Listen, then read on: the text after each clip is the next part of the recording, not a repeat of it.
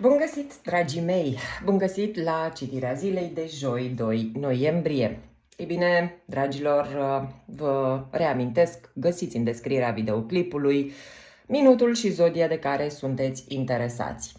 Eu voi începe, ca de obicei, cu zodia berbec. Haideți să vedem care ar fi mesajul pentru berbeci pentru ziua de joi. Doiul de cupe ne arată aici o perspectivă nouă pe care o puteți avea, poate, vis-a-vis de relațiile voastre. Aici vorbim de îmbunătățirea unei relații printr-o perspectivă nouă.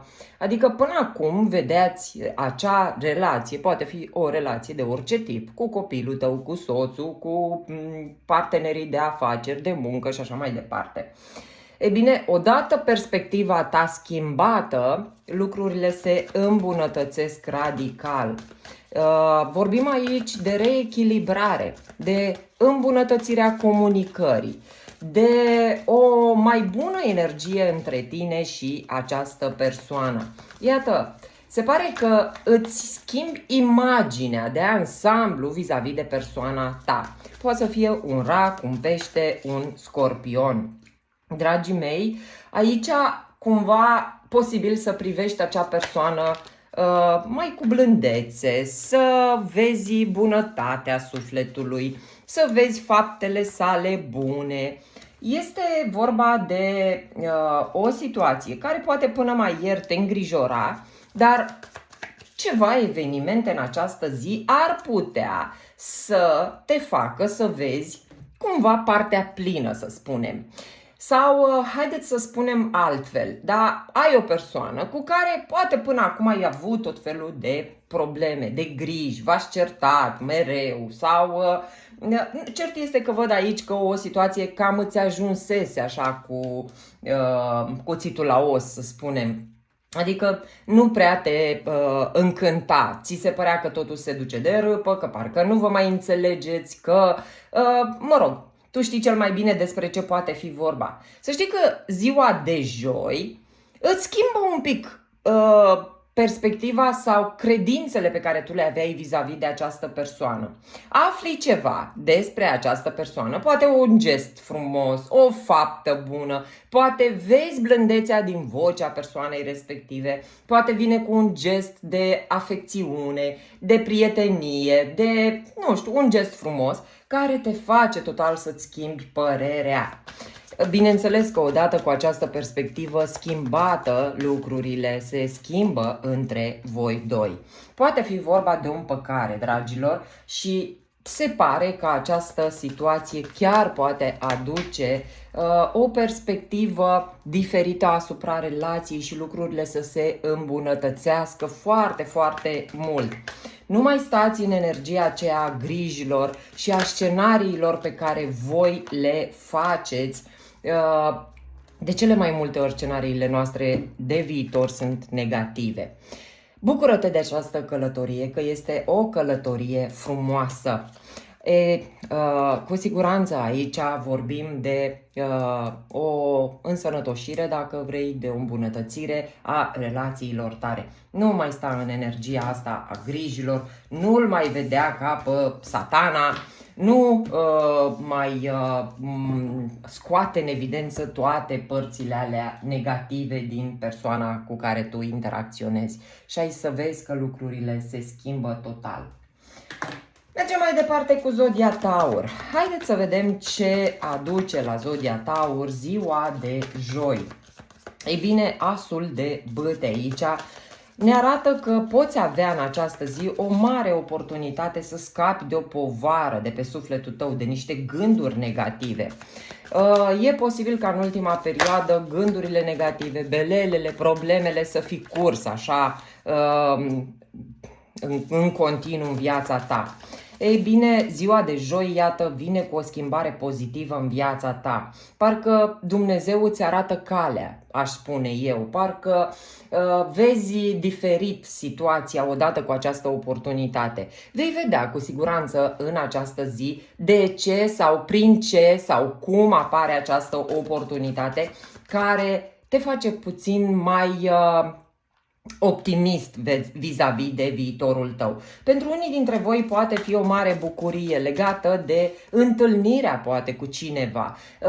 Poți fi promovat sau promovată la locul de muncă. Poate, uite, socializezi cu cineva și îți dă o idee bună legată de un eventual succes la care tu te gândești.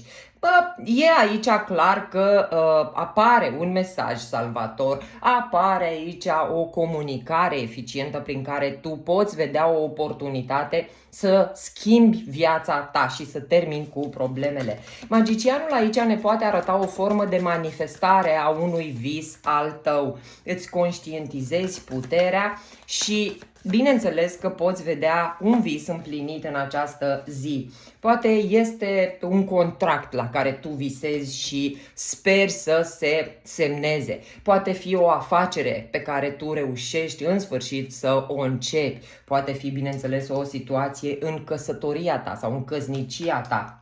Pentru că avem aici o perioadă poate mai lungă, mai scurtă pentru unii dintre voi, în care lucrurile n-au mers așa cum voi v-ați fi dorit. Dar pot vedea aici o reuniune, o regândire a situației tale și în felul acesta, iată, să schimbi cumva energia. Multe revelații pentru voi în această zi. De parcă spui, Doamne, se poate și așa, chiar lucrurile se pot îndrepta și am terminat în sfârșit cu problemele pe care le-am avut până în acest moment în afaceri, în relații, în viața profesională și așa mai departe.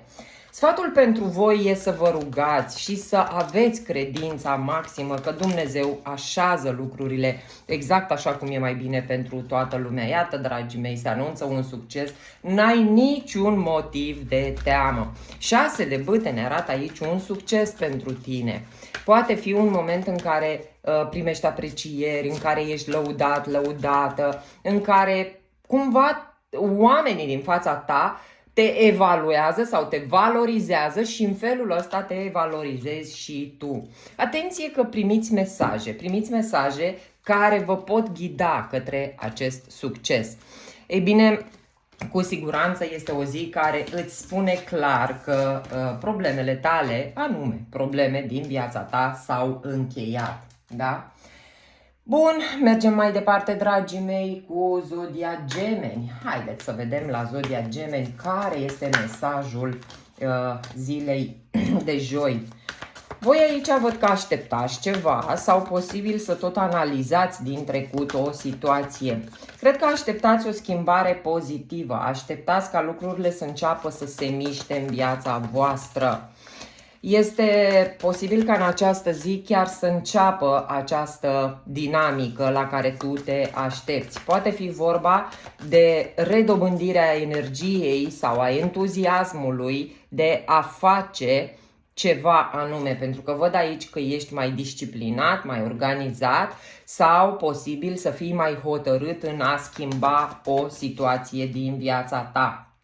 Ei bine, posibil aici să impui niște limite sănătoase, posibil unui berbec, un leu, un săgetător.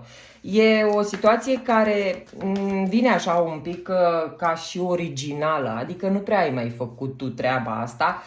Posibil ca persoana respectivă să nu fie obișnuit sau obișnuită să te impui în fața ei sau a lui, bineînțeles. Este poate o obișnuință a ta de a fi la dispoziția tuturor, lucru care se va schimba în această zi. E o abordare total diferită. Probabil e o zi din aia în care te tot uiți înapoi și spui, bă, eu am făcut de toate, eu am făcut aia, eu am făcut ailaltă, eu m-am sacrificat tot timpul în această situație, iar ceilalți nu și-au bătut capul cu absolut nimic. Ia că eu vreau cumva să schimb un pic treaba asta și o poți schimba doar tu printr-o schimbare de atitudine. Cum să-ți ieși din zona aia de confort, adică cum te-ai obișnuit să faci lucrurile, le faci diferit și s-ar putea ca mulți din jurul tău să rămână un pic cu gura căscată și să zică, ia, că s-a schimbat. E o încheiere aici la voi. Probabil e o încheiere a unui capitol în care ai fost la dispoziția tuturor, ai făcut de toate pentru toți. Probabil este momentul în care zici, ia hai că mă mai gândesc și la mine și m-am săturat de atâta compromisuri, că ne vorbesc îngerii de un compromis aici. Ei bine, văd că ești și asumat sau asumată în această zi și ai aici cumva îndemnul de a fi în flux. Indiferent ce se întâmplă, să mergi încrezător, încrezătoare că va ieși totul bine din situația asta. Pentru că de multe ori când facem schimbările astea, există teama, pentru că noi suntem foarte serviabili, de frică facem pentru ceilalți, să nu-i pierdem, să fim buni, să fim validați de ei și așa mai departe. Și când îți ajunge cuțitul la ochi și te cam saturi și schimbi foaia, normal că apare un pic frica aia. Bă, și dacă pleacă, și dacă mă părăsește, și dacă nu o să mai îmi dea nu știu ce. Lucrurile se pot schimba. Ușor, ușor se schimbă. Rac. Haideți să vedem la Zodia Rac care este mesajul zilei de joi. Doiul de bâte aici ne arată că voi sunteți într-o poziție în care ar cam trebui luată o decizie. O decizie legată de ceva ce va aduce bucurie, fericire. Dar vă văd aici că amânați, parcă n-aveți destul tupeu, nu știu cum să zic, dar regina asta de bâte ar trebui să aibă tupeu, că ea chiar este destul de tupeistă, este încrezătoare, are putere. Și totuși, tu amâni aici să iei o decizie. Ești foarte confuză. Ei bine, voi aici, mulți dintre voi, cred că aveți două opțiuni. Poate să fie două opțiuni legate de bani. O hotărâre pe care tu o ai de luat legat de bani. Nu știu, poate ai două joburi de ales, poate ai prea multe joburi și simți nevoia să te stabilizezi într-un anumit loc. Să știți că este o schimbare fericită din câte văd eu aici, chiar dacă tu încă ai tendința de a amâna lucrurile și să nu ai acea abilitate, capacitate de a lua o decizie, ziua de joi parcă te împinge, parcă zice nu mai merge așa, ia decizia, vezi propriul tău interes, pentru că am aici o carte care îmi spune clar că e o decizie luată din niște interese, da? Și să știi că ai putea să ai o mare bucurie. Ori văzându-ți interesul ai tupeu și faci rost de banii de care ai nevoie, ori văzându-ți interesul ai norocul și ești aleasă la muncă, poate la partener, nu știu, dar ia aici o situație care din confuză, din nehotărâtă, se hotărăște așa peste zi prin circumstanțele care apar în viața ta. Și iată îndemnul pentru tine. Ai curaj și ia-o de la zero. Indiferent cât de riscantă pare treaba, vezi că este o mare oportunitate pentru tine. Așa că, dragii mei raci, profitați că e o mare oportunitate să te scoată din, nu știu, poate amâni de foarte mult timp ceva. Te scoate din lălăiala asta, ca să-i spunem așa, cât s-o mai ia și, uite, aruncă ce e veche, aruncă ce nu-ți mai folosește, vezi interesul propriu și profită de această oportunitate. Poate unii dintre voi ar putea să se simtă vinovați. Băi, da, și de ce să fac treaba asta, nu știu, pentru bani sau ca să-mi văd eu interesul? Dar de multe ori e mai bine să avem propriul interes, să ne punem în primul loc. Bun, mergem mai departe, dragii mei, cu Zodia Leu. Haideți să vedem pentru Zodia Leu care este mesajul zilei de joi. 6 de spade aici ne arată că lași trecutul în spate, că ești într-un proces de vindecare pentru unii care au avut poate aici o problemă de sănătate. Poate lași în spate o dependență, te lași de fumat, te lași de băut, nu știu, te lași de jocuri de noroc și așa mai departe, te lași de persoane toxice din trecutul tău. Văd aici o mare hotărâre pentru voi, cu încredere în tine, de a reuși să faci față unei situații, chiar dacă pare dezastruoasă în viața ta. Ei bine, e ca și când parcă totul se dărâmă în viața ta, dar tu vezi partea plină a paharului și în felul ăsta reușești să ieși dintr-o situație care părea de neieșit sau de nerezolvat. Cel mai probabil turnul pentru unii dintre voi a fost, posibil pentru alții dintre voi, să fie în această zi. Dar, repet, poate fi din cauza unei persoane toxice, din cauza unei dependențe, a unei obsesii pe care tu o ai, care pur și simplu nu te lasă, poate să fie posesivitate foarte mare. Dar hotărârea ta de a lăsa acest trecut în spate vine așa tamnesam în această zi și nu știu, parcă văd că totul se rezolvă de la sine pentru că tu ai o abilitate și o capacitate de a vedea lumina din întregul întuneric din viața ta. E un mesaj salvator pentru tine, de parcă te-a dat afară de la muncă, nu știi cum te vei descurca luna următoare, dar apare așa, din neant, apare un job la care poate sperai de mult și care poate fi mult, mult mai abundent pentru tine și prosper. La fel și într-o relație, puteți adapta această situație, da? Dar totul vine din cauza capacității tale sau datorită capacității tale de a vedea lumina. Probabil ești genul de om care spui, lasă-mă că acum s-a terminat, lasă că acum pare că totul s-a distrus, dar știu eu că Dumnezeu mi-a rezervat ceva mult mai bun pentru mine. Și exact asta se și întâmplă. Ei bine, dragii mei, vedem aici că sunteți în poziția în care voi veți lua o decizie. Normal că Dumnezeu îți dă, dar nu-ți bagă și în traistă. Pajul ăsta de monede vine cu acea monedă către tine, da. Decizia îți aparține dacă o iei sau nu. Deci poate apărea o ofertă așa pe nepusă masă care te salvează dintr-o situație. Situația ta se îmbunătățește. Așadar, e un moment important de a lăsa trecutul în spate, indiferent cât de toxic și rău a fost el, și de a merge mai departe cu viața ta. Ei bine, dragilor, pentru mulți dintre voi e o zi în care veți auzi foarte, foarte multe mesaje, veți primi foarte multe mesaje de la spiritul vostru, de la îngerii voștri. Doamne ajută așa să fie întotdeauna, dacă cerem ghidare, o primim. Zodia Fecioară, dragii mei. Haideți să vedem la Fecioare care este mesajul zilei de joi. Ei bine, 6 de monede ne arată aici că poate fi o zi cu o șansă să te revezi cu cineva, poate îți dorești foarte tare să revezi pe cineva și în această zi se poate împlini această dorință a ta.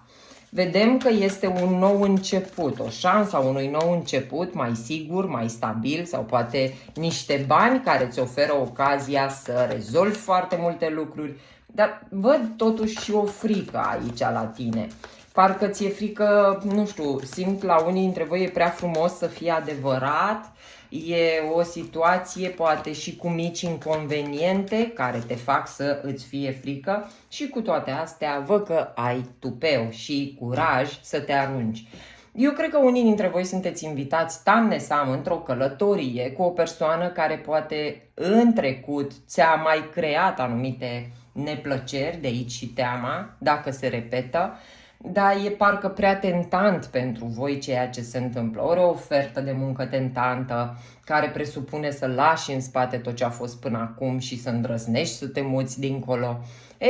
Știți că astfel de decizii pot fi un pic răvășitoare pentru sufletul nostru, că te gândești, băi, mi-o fi bine, nu mi-o fi bine, dau cu piciorul la ce am acum și mă bag în altceva, dar eu vă văd foarte încrezători, poate e ceva ce vă doreați de foarte, foarte mult timp.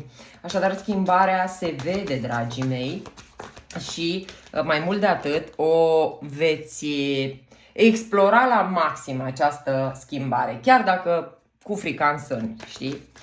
Preia conducerea vieții tale și nu te lăsa influențat de acea frică, de din tine, adică a copilului tău interior. Pentru că frica nu este a unui adult. Un adult își asumă, un adult e răspunzător pentru faptele și acțiunile sale, da? Doar un copil se teme. Ai încredere și așteaptă-te la miracole. Doamne, sunt curioasă ce ați gândit la auzirea acestei etalări, pentru că miracolele de obicei apar la situații care crezi tu că sunt imposibile. Și de cele mai multe ori Dumnezeu ne arată că pentru El este totul posibil și ne dă așa peste nas. Ce ziceai, mă, că nu pot? Că nu se poate? Ba, da, se poate. Pentru Creator totul este posibil. Mergem mai departe, dragii mei, cu zodia Balanță. Haideți să vedem la Balanțe ce putem vedea.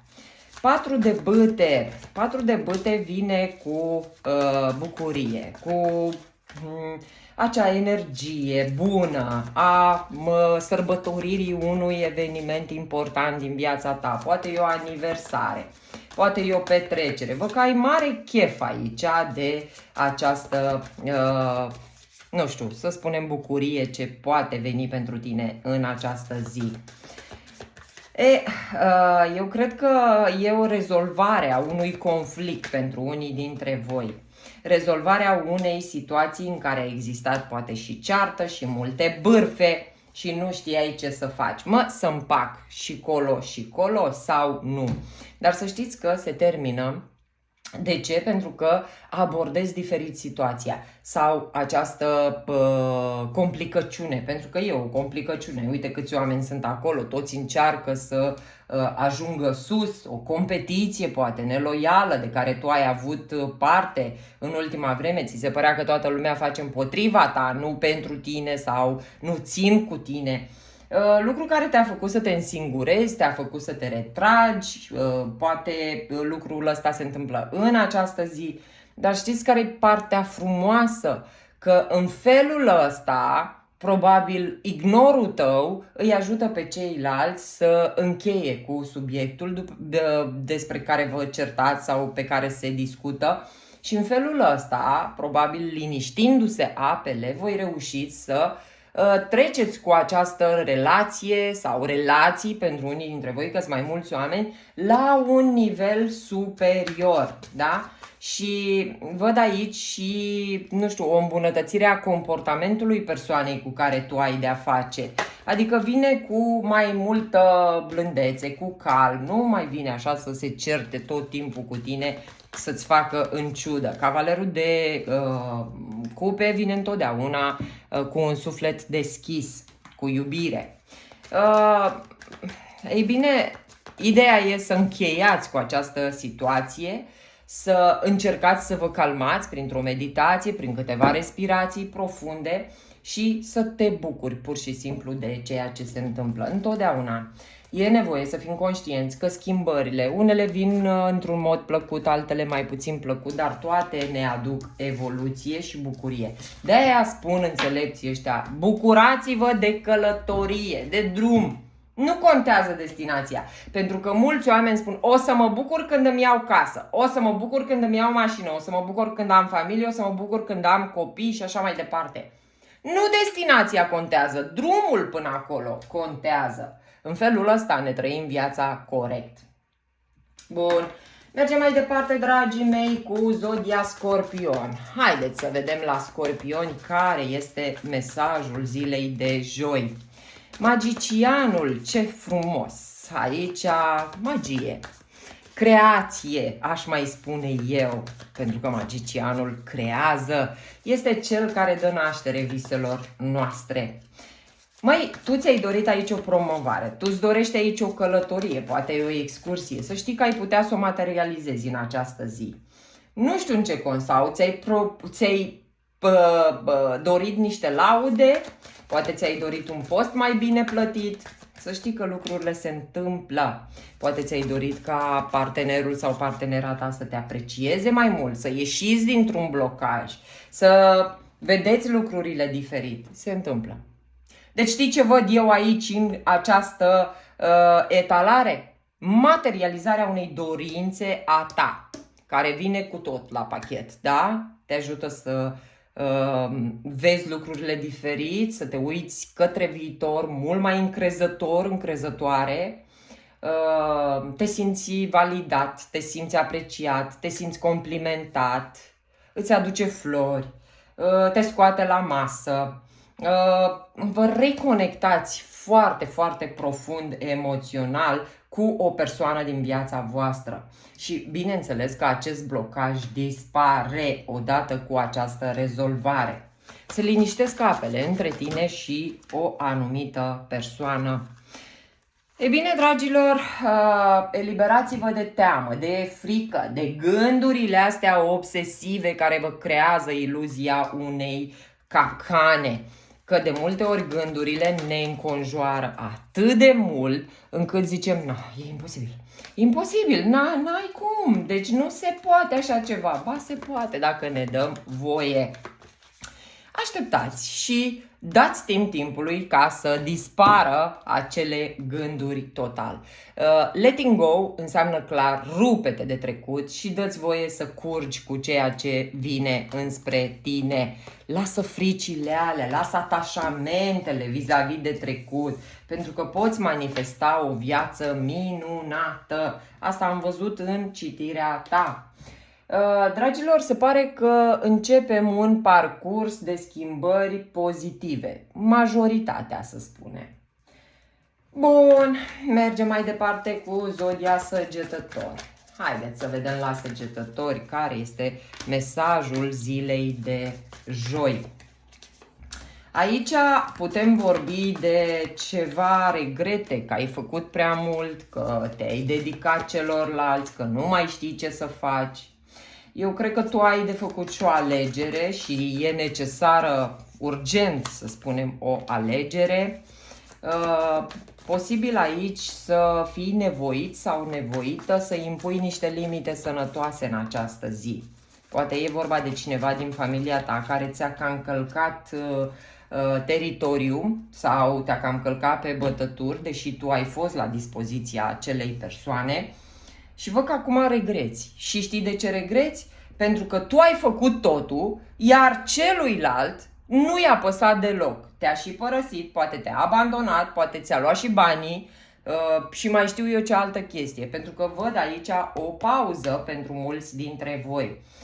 Ai avut nevoie de timp să-ți recuperezi inimioara aia rănită. Din ceea ce se vede în etalarea ta, în această zi, dacă vrei să ajungi la un ideal vis-a-vis de banii tăi, de relațiile tale, da? Pentru că putem vorbi și de relații de familie, de iubire, de relații de muncă și așa mai departe. Dacă tu vrei ca acele relații să fie unele frumoase, să știi că e nevoie să iei o decizie urgentă, să nu mai faci așa pe beleuzu, să te faci că nu e niciun fel de problemă și că tu nu știi ce să alegi, că tu asta spui. Dar eu nu știu ce să fac, nu știu cum să fac. Păi tu e nevoie să vezi și să înveți din lecțiile astea de aici, că aici te-a durut tare. Da? E clar că nu te-ai simțit foarte bine cu ceea ce ți s-a făcut. Păi nu ți-e clar că tu trebuie să schimbi ceva? Pentru că schimbarea e la noi, nu la ceilalți. De cele mai multe ori noi așteptăm ca ceilalți să se schimbe ca nouă să ne fie bine. Nu! Noi trebuie să schimbăm ca să nu mai pățim ce am pățit. Ei bine, Cartea Lumii ne arată aici că există pentru tine o încheiere a unui capitol dureros din viața ta, dar nu uita că decizia tu trebuie să o iei. Obține mai multe informații dacă nu prea știi ce să alegi și ia uite că oracolul te sfătuiește să crezi în intuiția ta pentru că ea cu adevărat te ghidează. Of, da, ne o facem cu mâna noastră prin ceea ce gândim, cum acționăm și ce vorbim. Și după aia ne spunem, da, de ce mi se întâmplă mie? Păi da, din cauza lui Xulescu că nu s-a schimbat. Hai, să fim serioși. Bun. Capricorn, hai să vedem la Capricorn care este mesajul zilei de joi. 6 de spade aici, voi dacă sunteți bolnavi vă faceți bine sau este o schimbare de direcție la voi pentru că mai văd și o decizie.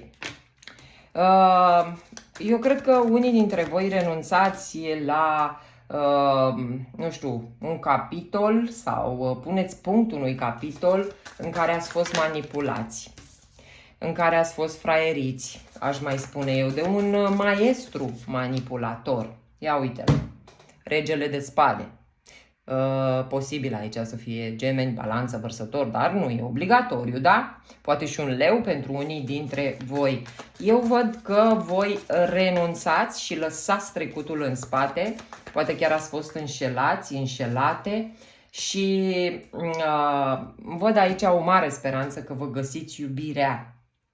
E doar la nivel de speranță sau cel puțin în această zi hotărârea ta de a lăsa în spate acel trecut, dureros de altfel, cu acel om, cumva îți dă speranța că vei găsi și tu la un moment dat un om potrivit ție care să-ți aducă iubirea. Și bineînțeles să nu te bage în situații care par încurcate, în triouri emoționale și așa mai departe, pentru că eu simt foarte puternic aici la mulți dintre voi ideea de înșelat, da? Sunt schimbări mari și fericite, să știi, odată cu această hotărâre a ta. Dacă e nevoie să pleci de undeva, pleacă, găsește-ți forța interioară și lasă acest om în pace. Iată, letting go. Lasă-l să plece. Vrea libertate, dă-i, frate, libertate, să se bucure de ea. Cine trebuie să rămână lângă noi, întotdeauna rămâne. Bun, mergem mai departe cu zodia Vărsător. Hai să vedem pentru Vărsători ce aduce ziua de joi. O renaștere. Băi, aici ia uite o oportunitate să vă împăcați cu cineva. Cu cineva toxic. Era bine să nu fi fost așa. Of. Împăcarea asta, să știi că ți aduce satisfacție atât emoțională cât și siguranță. Poate sunteți căsătoriți cu persoana asta și e o oportunitate de a vă debloca cumva relația. Dar eu văd aici că omul ăsta are un viciu, are o dependență, are ceva care afectează cumva relația. Ori gelozie prea puternică, ori o posesivitate agresivă, poate vis-a-vis de copii. Nu știu, dar poate fi un berbec, un leu, un săgetător, mai am și taurul pe aici, să știți. E adevărat, sunt și copii la mijloc pentru mulți dintre voi. Mai văd aici și o conexiune foarte strânsă între voi doi. Poate sunteți în relații de mult timp cu oamenii ăștia. Dar eu văd că te împaci, ok, pare ceva minunat acum, numai că să știi că omul ăsta n-a scăpat de toxicitate. N-a scăpat de viciu pe care îl are. Atâta că deblochezi de moment situația. Da, cu siguranță vei vedea despre ce este vorba. Hierofantul, să știi că îmi spune un pic că se deschide o poartă nouă așa pentru voi doi. Ei bine, ascultă-ți intuiția. Cu siguranță intuiția spune diferit de la unul la celălalt, pentru că totuși e o etalare generală, da? Iată, e important să ierți această persoană și poate în felul ăsta se vindecă de acest viciu sau, eu știu, dependență și așa mai departe. Urmează-ți visul și nu renunța la el.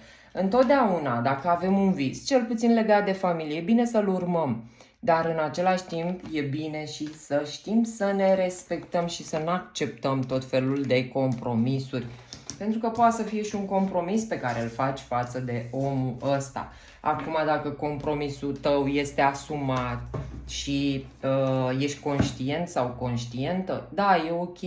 Dar dacă tu îl bagi în suflet acolo ca și cum, hai, îmi calc pe inimă să fac și treaba asta, nu e ok. Bun, mergem mai departe, dragii mei, cu zodia Pești. Ia să vedem pentru Pești care ar fi mesajul zilei de joi. 9 de bâte. Vine cu oboseală. Aoleu, pe tine te obosește aici, ori că nu mai ai bani, ori că, eu știu, ești singur sau singură și vezi tu că cu energia asta s-ar putea să atragi un turnuleț. Nu știu ce te obosește pe tine și ce te deranjează atât de tare la, ia uite, și o așteptare, aștepți pe cineva, te simți în continuare singur, singură și aștepți pe cineva care a plecat din viața ta, din trecutul tău. Dar stai într-o vibrație joasă și să știi că ai aici, cred că, mari șanse să atragi mai mult rău în viața ta. Știți cum e? Dumnezeu ne aude ce spunem și tu când spui of, sunt părăsit, of, n-am bani, of, nu sunt sănătos. Știți ce spune? Bă, păi dacă el asta transmite, înseamnă că aia vrea. Hai să-i mai dau. De aceea există acea vorbă, o belea nu vine niciodată singură, pentru că noi pățim una și vorbim despre ea și gândim despre acea belea non-stop, da? Nu încercăm să redresăm și de aia mai atragi una și mai atragi una și mai atragi una. Așa că dacă te regăsești în etalare și mă repet, pentru că totuși e o etalare generală și fiecare vă gândiți la ceva diferit. Dacă n-ai bani, bă, nu te mai plânge că n-ai bani. Suficient cât să mă descurc. Dacă ai fost părăsit, bă, nu mai vorbi, spune-le prietenilor, prefer să schimb subiectul, nu mai vorbesc de Gigica. Ce mi-a făcut? Pentru că în felul ăsta transmiți mai departe că tu aia vrei, în energia aia stai. Evitați, dragilor, încă una, că nu cred că vă mai trebuie. Cam despre asta este vorba. Redescoperă-ți puterea, că văd că stai așa, ba ești în putere, ba ești slab de tot și iarăși cazi la pământ. Deci probabil pe parcursul unei zile ai momente în care simți optimism, simți că e bine, hai că se rezolvă, dar și momente când iar cazi la pământ. Ei bine, vorbim aici de a nu-ți pierde speranța, da? Sfatul pentru tine asta este.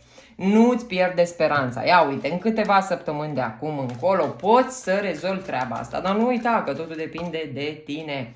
Și deschide-te, frate, deschide-te, că știi cum e, dacă tu ai pățit ceva și vorbești într-una de treaba aia, tu arăți universului că ești închis, tu ești acolo în continuare, în buba ta, în durerea ta. Deci, bă, lasă-mă în durerea mea. Că tu ești închis acolo în durerea ta și nu te deschizi spre noi oportunități. E ok, Dumnezeu mi-a luat banii ăștia și acum e cam așa. Bă, dar totuși, ia să fiu eu cu ochii în patru și să văd ce oportunități îmi dă. Că poate Dumnezeu știe ce e mai bine pentru mine. Sau dacă a dispărut o persoană din viața mea, ia hai să deschid eu ochii și să văd, poate Dumnezeu mi-a rezervat altă persoană mult mai bună pentru mine. Nu? Deschide-te. Deschide-te dacă vrei să primești. Că dacă stai acolo închis în casă, așteptând, tu știi ce, nu știu cât se schimbă situația. Vă pup, dragilor, și sper că v-au plăcut etalările mele. Pa, pa!